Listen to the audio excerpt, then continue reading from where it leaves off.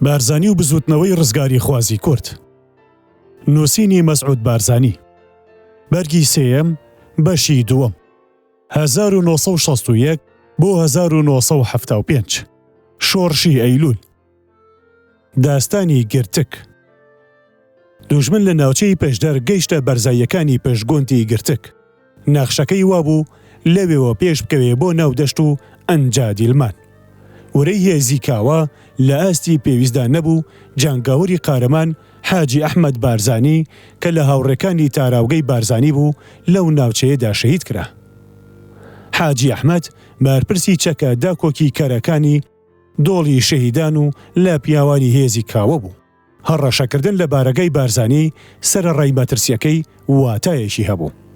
لەبەرەوە هێزە تایبەتیەکانی بارزانی با سەرکردایەتی عومەر ئاغا دۆڵەمەڕی نێردران بۆ دۆڵی شەهیدان.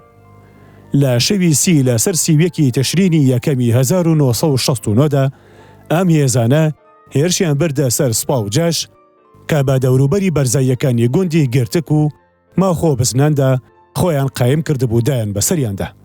لە ماوەی سەعاتێکدا هێزێکیشیان نار بۆ داوێنی چیاکە بۆ ئەوەی نەهێڵن شکاوەکان بگەنە ئەوێ و ڕێگەش لە هەر یارمەتیەک ببڕن کە لەوانە بێ بۆ فریاکەوتنی گەمارۆ دراوەکان بنێردرێ.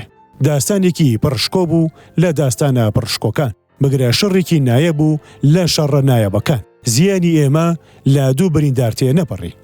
لە کاتێکدا کە زۆر جار لە پێکدا هەڵپژانی بەرەیی و بە دەستدانە یەخەی یەکتر و بە چەکی سپی شەڕ دەکرا. ژماری کوژراوانی دوژمن لەم داستانەدا گەیشتە نێزیکەی 150 ئەفسەر و سەرباز و جاش و ناوچەکە بە تەواوی لە دوژمن خاوێن کرایەوە. نەعێمی سەرکردەی فیرقە بەهۆی ئەم کارە ساتەوە تووشی دەمارداڕمان بوو. ئەم شکستی لە کاتێکدا بەسەردەهات کە لە چڵە پۆپەی کەش و فشوو هەز بە سەرکەوتنی دابوو. سەبارەت بەم ئەنجامە جارێکی تر کەس پڕکێشی نەکردەوە کە تاقیکردنەوەی دۆڵی شەهیدان دووبارە بکاتەوە و ناوچەکە تا دوایی لە هەموو هەڕەشە و دەست بۆ بردنێک بێترس بوو. مەردایەتی پێشمەرگەش مەیدانی ئەوەی نەدا نەهێڵن دوژمن بێت لە شەی کوژراوەکانی کۆبکاتەوە و بیان بات بۆ سەنگەسەر. بۆ پێیە حکومەتی 11 هەلیکۆپتەری بۆ ئەم مەبەستە نار بۆ مەیدانی شەڕەکە. لە یادمە فەرماندەری لیوای چوار بروسکێکی بەم جۆرەی بۆ نەعێمی سەرکردەی فیرقەی دوو لێدا. هەموو گوریسەکانی خاوێنکردنەوەمان بۆ بنێرن چونکە پێویستمان پێیان هەیە. وەک لەوە پاش دەرکەوت مەبەست لە گوریسی خاوێنکردنەوە باڵا فڕی هەلیکۆپتەر بووە. دەستکەوتیشمان لەم شەڕەدا 6 غەداری کلاشینکۆف و 30 تفەنگی بڕنەوە و تۆپێکی هاوەنی ئەندازە 82 ملیم و یەکێکی تری ئەندازە 6 ملیم و دەستگایەکی بێتەل بوو. شەڕی مەرگە. باش ئەو شکستە شکستی یەک لە دوای یەک بەسەر ڕژەم داهات. باش بە حاڵی بەری مەرگە پلانێکی ورد بۆ خاوێنکردنەوەی لە سپا و جاشدانرا. ئەو ناوچەیە دوو فەوج سەرباز و چەندین ئەوەندەش جاشی تێدا بوو. سەرکردایەتی شۆڕش بەشێک لە هێزی ڕزگاری و بەشێک لە هێزی کاوەی تەرخان کرد بۆ شەڕ. چەندیەکێکی هێزی هەڵگوردیش بەشداریان تێدا کرد. سەرکردایەتی ئەم شەڕە بە دەستی فاخیر مێرگە سۆری و حەسۆ میرخان و عەبدوڵڵا سەدیق سپێردرا. ئەو فەرماندەرانەش کە دەستیان بە هێرشبردنەکە کرد عیزەدین قەرە محەممەد و ماموسود زەیی و عەریف دەروێش و فەقێ حەمەدەمین بوون. لە یەکەمین سەعاتی هێرش کە لە 6 تەشرینی دووەمی 1969 دابرا پێشمەرگە سەرکەوتنی ڕازاوی خۆیانیان هێنایەدی. بەشی پەیوەندی لە پاراستن هەواڵیان دامێ کەوا بشێوە و شیرازە تێکچوون ڕیزەکانی دوژمنی تەنیوە و پارچەکانی سوپا لە فەرمانی فەرماندەرەکانیان دەرچوون و یاخی بوون و هەڵاتون و بارەگەی هەردوو فەوجەکەش چوونە تەپاڵی یاخیبۆکان و فەرماندەری سەریەیە کوژراوە. هەروەها ورەی جاشەکانیش ڕووخاوە و دوژمن لە لووتکەیەکی چیای ئاسۆس بەولاوە هیچی تری بەدەستەوە نەماوە. کە ئەو لووتکەیەش گیرە ئیتر سەرکەوتن بە تەواوی دێتە دەست و دوژمن بە تەواوی مەرگە بەجێ دەهێڵێ. هەرکە ئەم بروسکەیم گەیشتە دەست ڕاستە و خۆ وەڵامی خۆمم بۆ سەرکردایەتی کردەوە گەلەکە نرد. 1 سەعات زیاتر چاوەڕوانیم نەکرد هەواڵی داگیرکردنی ئەو لووتکەیەشم بۆ هات. لە بروسکەکەدا نووسرا بوو پاژماوەی پڕژ و بڵاو بۆەوەی سپا و جاش بەرەو سەرسیان هەڵدێن. لە ماوەی 3 ڕۆژ شەڕدا تەواوی ناوچەکە ئازاد کرا و دوژمن زیانێکی قورسی لێکەوت. لەوانە زیاتر لە 230 کوژرا و نقمکردنی 2 نەفەر بەری وشکاوی لە نێوان سەرسیان و سەنگەسەردا. بە پێی ئەو زانیاریانەی گەشتنە دەستمان ڕێژەی زیانی مرۆیی با کوژرا و بریندار و ونبۆ و زیانی مایەکی لاچەک و فیشەک و کەلوپەلی جەنگی و خواردەمەنی.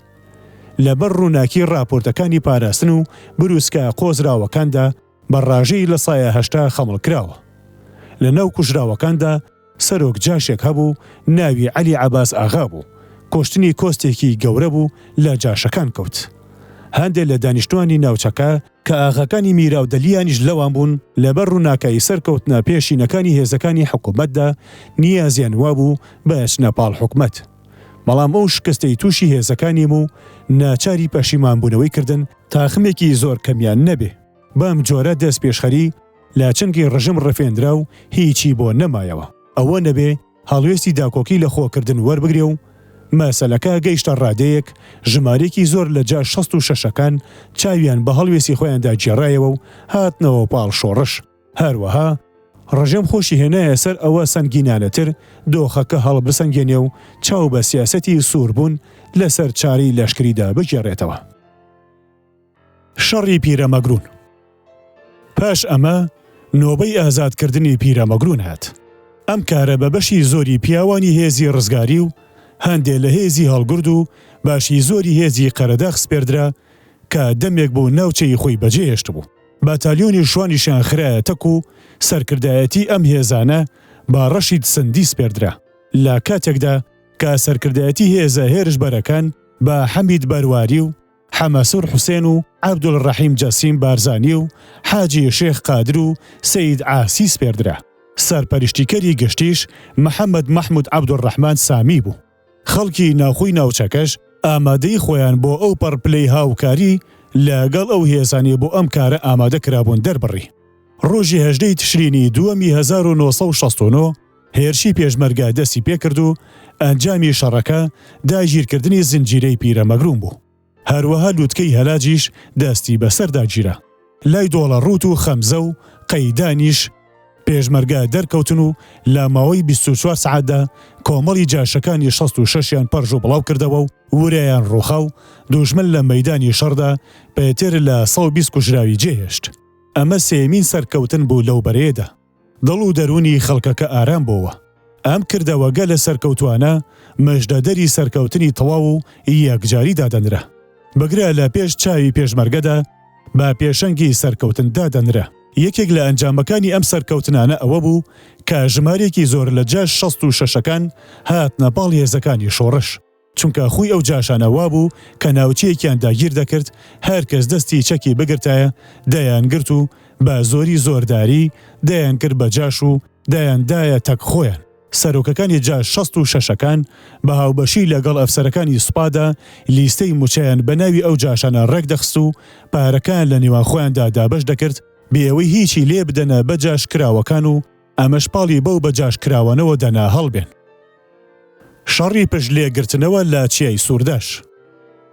لە ناوەڕاستی تشرینی 1969دا و وەک بەشێک لە هێرشی گشتی هێزەکانی دوژمن هێزێکی گەورە بە سەرکردایەتی عەلی عەسکەری لە دەوروبەری دەریاچەی دووکانەوە بە نیازی دەورەدانەوە بەسەر هێزەکانمان و ماڵبەندی سەرکردایەتیەکاندا لە چیای سوورداش بارەوگوندی بەرگەڵ و پێشکەوت. هێزێکی پێشمەرگە بە سەرکردایەتی حاجی شێخ قادر فەرماندەری بەتالیۆن لە هێزی ڕزگاری لێی ڕاپەڕی و شکستێکی ناپەسەندی پێدا و 13 لاشەی لە مەیدانی شەڕدا پێ بەجێهێشت و ئەوانی لە هێزە بەزیوەکەم مابوونەوە هەڵاتن و پێشمەرگەش بە دوایانەوە ڕاویان دەنان تا کردیانن بە مۆڵگەکانی سوپا لە دوکاندا. ئەمەش سەرکەوتنی چوارەم بوو لەو بەرەیەوە. بەم جۆرە ئیتر هێڵەکانی بەرە ئارام بوونەوە و سەقامگیری و هاوتا بوون. کەوای لێهات سەرکردایەتی شۆڕشبیری لەوە کردەوە نەخشەیەکی بێوێرانی بەربڵاو بە مەبەستی دەستگرتن بەسەر چەندین ناوچەی تری گەورەی کوردستان وەک قەرەداغ و شوان و شێخ بزەینی و گەرمیاندا ڕێک بخە. ئەم نەخشەیە لەسەر بنەمای ئەو متمانە بەخۆیە بیناکرا کە پەلەکانی پێشمەرگە پاش ئەو سەرکەوتناری لێیان دوین بە خۆیان و بە توانای خۆیانیان پەیدا کردبوو. بە گوێرەی ئەوەی چەندین لێدوان و لێوردبوونەوە لە نێوان سەرکردایەتی شۆڕش و مەکتەبی عەسکەری و بارپرس و ڕاوێش لەگەڵ سەرکردەی بەرەکاندا کرا بۆ هێنانەدی هاو ئاوازیەکی ورد و مەشت و ماڵکردنێکی هەمەڕووی ئەو ناوچانەی لە ژێر دەسەڵاتی جا 66ەکاندا بوون. خۆ ئامادەکردن بۆ جێبەجێکردنی نەخشەکە تەواو بوو، مایەوە تەنیا دەستنیشانکردنی سەعاتی سفر. لەو ماوەیەدا ڕژێم هەنگاوێکی بۆ دەستپێکردنی گفتوگۆنە. نەخشەکەش لە ماوەی گفتوگۆدا لەگەڵ ڕژێم جێبەجێکرا وەک لەمە و پاش نۆبەی باسکردنی دێ. هەوڵی کۆدەتایەکی سەربازی. حکوومەتی شای ئێران لەگەڵ دوو ئەفسەری عێراقی عەبدولغەنی ڕاوی و عەبدولڕەزاق نایفی سەرۆکوەزیرانی دەرکرا و ڕێککەوتبوو. هەردوو لا قسەیان کردبوو بە یەک و پاشان سەید مەهدی حەکیمی کوڕی ئایەتوڵڵا عوزما سەید موحسین حەکیمیشیان قایل کردبوو کە بکەوێتە تەکیان و هەروەها هەندێک لە سەرۆک خێڵ عارەبەکانی وەک هیلال بەلاسیم یاسین کە مخابەراتی ئێران گواستبوویەوە بۆ ئێران و پەیوەندیشی بە هەندێک ئەفسەری سوپای عێراقەوە کردبوو. ئەمانە هەموو قسەیان کردبوو بە یەک و لەسەر ئەوە ڕێککەوتبوون کە کۆدەتایەک ساز بکەن. پاشان دەرکەوت کە ڕژەمیش هەر لە سەرەتاوە ئاگای لە پلانەکەیان هەیە و پیاوی خۆی خستووەتە ناویان کە یەکێکیان عەمید ڕوکن محەممەد عەلی سەعیدی بەڕێوەبەری بزاوتگەل بوو. ئەمیش ڕازامەندی خۆی پیشاندا بوون کە بکەوێتە تەکیان و بە ئاگاداری ڕژێم و بەپێی ئەو ڕێ بۆ دانانی پلانجیێڕەکان بۆیان دانابوو، چوو بوو بۆ لەندەن و لەوێ 100,000 دۆلاری وەرگرتبوو کە بووی تەرخانکرابوو. هەروەها ڕژێم مقدم ڕوکن فازڵ عەباس ناهیشی خست بۆ ناو پیلانجیێڕەکان و لە ڕێگەی ئەم دوو کەسەوە بە درێژی ئاگای لە پلانەکە پەیدا کردبوو. هەموو سەرەتاڵەکانی گرتبوو نەدەستی خۆی. سەدام حوسێن بۆ خۆی سەرپەرشتی هەموو خۆ ئامادەکردن و کاروبار ڕێخستنێکی پلانەکەی دەکرد و قۆناغ بە قۆناغ و خاڵ بە خاڵ لە دوای پلانەکەەوە دەچوو. عەبدولڕەزاق نایف و عەبدولغەنی ڕاوی لەسەر داوای ئێران دووجار هاتن بۆ حاجی ئۆمەران. جاری یەکەمیان لە 12 تەموزی 1969 و جاری دووەمیشیان لە 11 تشرینی یەکەمدا. داوایان لە سەرکردایەتی شۆڕش ئەوە بوو هاوکاریان لەگەڵ بکەن بۆ بەجێهێنانی کۆدێتە سوپایە نەخشە بۆ کێشراوەکەیان. کە کەوتینە گفتوگۆ لەگەڵیان بۆمان دەرکەوت چارێکی عەقڵ گرتویان بۆ پرسی کوردلا نەبوو. وەک دەریشکەوت زەحمەتە لەسەر بنەمایەکی ڕوونی عەقڵ گرتو لەگەڵیان ڕێکەوین بۆ چارکردنی ئەم پرسە. لەلایەکی تریشەوە دەستگای هەواڵ زانینمان گەیشتو بۆ هەندێک زانیاری وە کەوایان دەگایاند ڕژێم کرداوە گەلێکی بەربڵاوی پاکسازی لە ناو هەموو ئەو ڕەگەزانەی سوپادا کردووە کە گومان لەوە کراوە پەیوەندیەکیان بە پلانەکەەوە هەبێ یا ڕێی تێبچێ لە ناو ڕێزی پیلانگیێڕەکان دابن. بە جۆرێکەوە ئەفسەری وە لە ناو سوپادا نەماوە بۆ ئەوە دەست بدات کردەوە گەلی کۆدەتایەکی وە ساس بکات. بەهۆی ئەمەوە وەڵامی شۆڕش ئەوە بوو بە شێوەیەکی ناسک و بێت و ڕاکردن داوای لێبوردنی کرد لە بەشداریکردن لەو کارەدا. پێمان وتن ئێمە زۆر بە چاوی ڕێزەوە دەڕوانی نەهاتنتان و متمانەکردنتان پێمان. ئێمە لەگەڵ هەر کەسێکین کە دژی ڕژێمی بەعز بێت و بە هاوپەیمانی سروشتی خۆمانی دەزانین.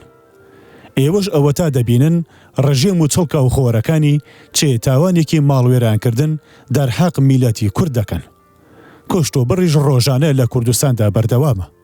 ئێمەش دەبێت لێکۆڵینەوەیکی وردی نەخشەکانتان بکەین و تێبگەین چێ بەشداریەکمان لەسەر پێویستە. ئەو کاتە ئاگادارتان دەکەینەوە. وەڵامیشمان بۆ حکوومەتی ئێران ئەوە بوو.